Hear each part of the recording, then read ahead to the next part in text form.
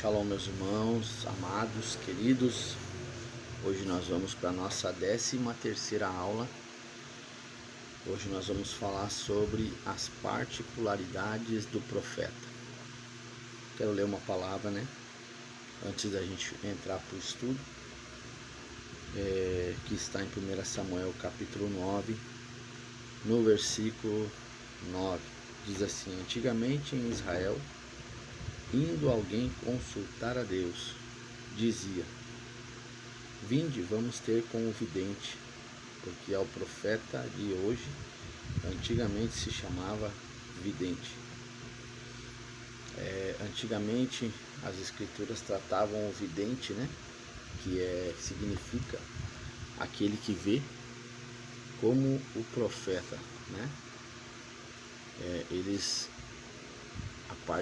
uma das peculiaridades do profeta é a visão, O dom profético aguçado, visão aguçada, ouvido aguçado,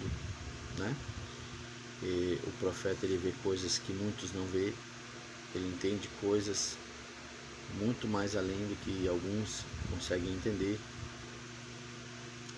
Então ele é chamado amigo do Senhor, amigo de Deus. O profeta é amigo de Deus. Então,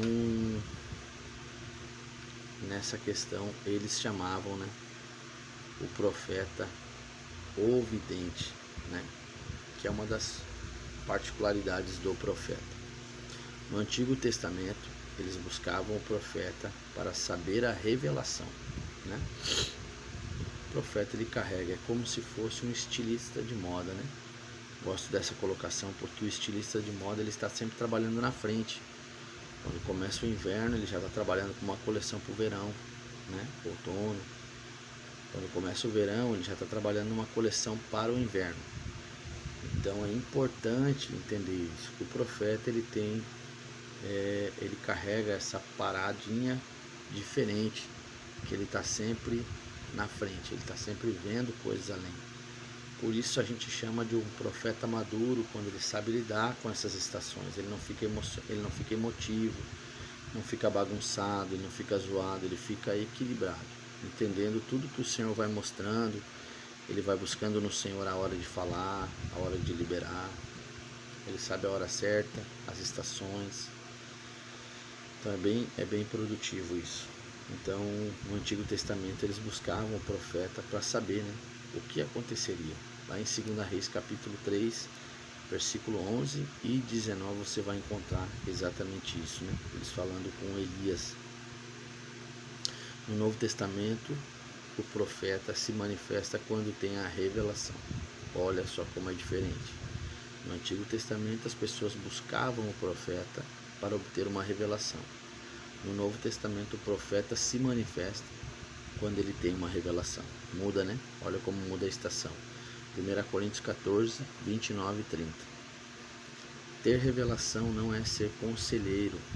Ágabo disse o que fariam a Paulo, mas não disse o que Paulo deveria fazer, em Atos capítulo 21, versículo 11. Aqui é importante também saber o lugar de uma função e o lugar da outra. O conselheiro faz parte do pastoreio, O pastor ele carrega essa unção para aconselhar. O profeta ele não é um conselheiro. O profeta carrega uma revelação, ele carrega uma visão, ele carrega uma mensagem. Então o profeta não é, ele não é um conselheiro. As pessoas buscam o profeta por causa de uma revelação, por causa que não conseguem ouvir o Senhor, Então o profeta ele é encarnado uma mensagem, É importante discernir isso. O conselho dos demais não foi ouvido. Atos 21, 12. Olha só como é importante. Aqui está falando da mesma situação quando Ágabo traz uma palavra a Paulo, trazendo uma direção, uma revelação do que aconteceria. O próprio conselho da igreja de Atos entendeu que isso era uma mensagem profética e eles não foram ouvidos nos demais. Eles ficaram detidos à mensagem que o profeta trouxe. Então o profeta traz direção, certo? Isso é uma das peculiaridades, particularidades do profeta. Ele traz direção. A revelação está associada ao profeta, faz parte dele, é uma particularidade dele, né? Do profeta, a revelação. O dom profético, o dom de profecia, né? A visão aberta, os ouvidos abertos, tudo faz parte do ministério profético, do profeta, entendeu? Essas questões. 1 Coríntios 14, versículo 29 e 30. Ser profeta não é ser onisciente e nem juiz. Deus revela quando quer e isto ainda tem que ser julgado pelos outros. 1 Coríntios 14, 30. Olha como isso é. Isso aqui é precioso. Ser profeta não é ser um onisciente. A gente não é Deus por ser profeta, por carregar esse peso, né? Você é um profeta, você não é Deus. As pessoas buscam o profeta como um Deus. Tem coisas que o profeta não sabe e tem coisas que Deus não revelou ainda a ele. Então, muitas questões que a igreja hoje tem que cuidar é que a gente torna uma idolatria para isso. A gente levanta um altar e coloca pessoas nesse lugar. E muitas vezes a igreja busca um profeta para receber algo. E o profeta pode sim ser enganado pelo Senhor.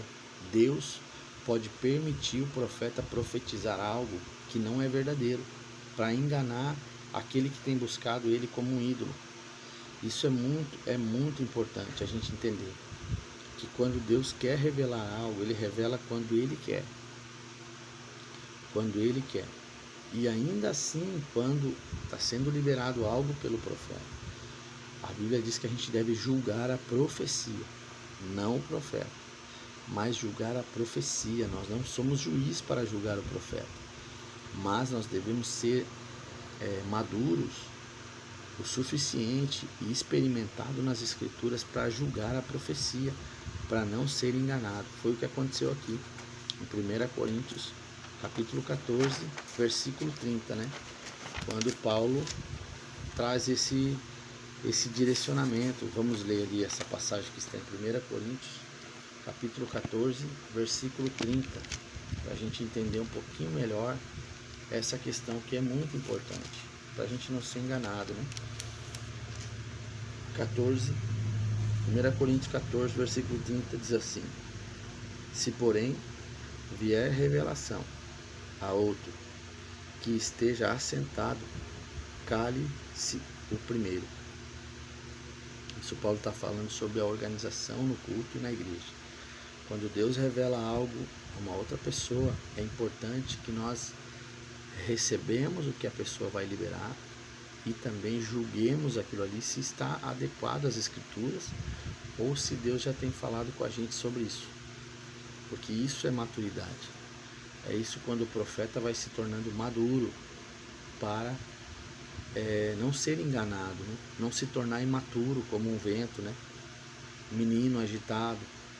Então essas questões são peculiaridades, são questões do profeta, né? A visão, a revelação, a palavra, o discernir, né?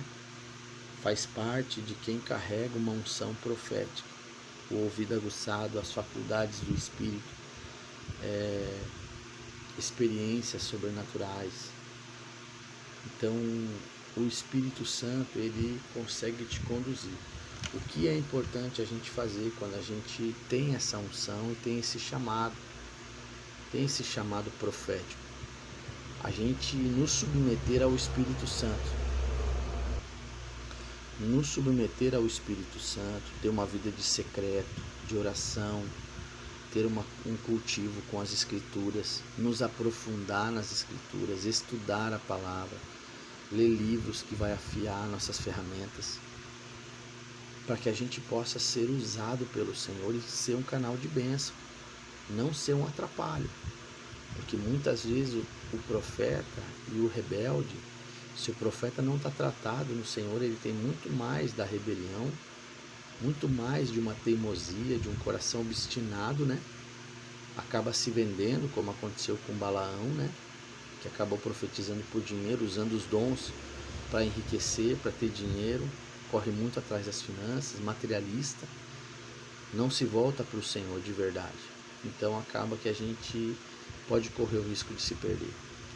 Então é importante entender isso, ok? Deus abençoe a todos. Essa foi a nossa 13ª aula, falando sobre as peculiaridades do profeta.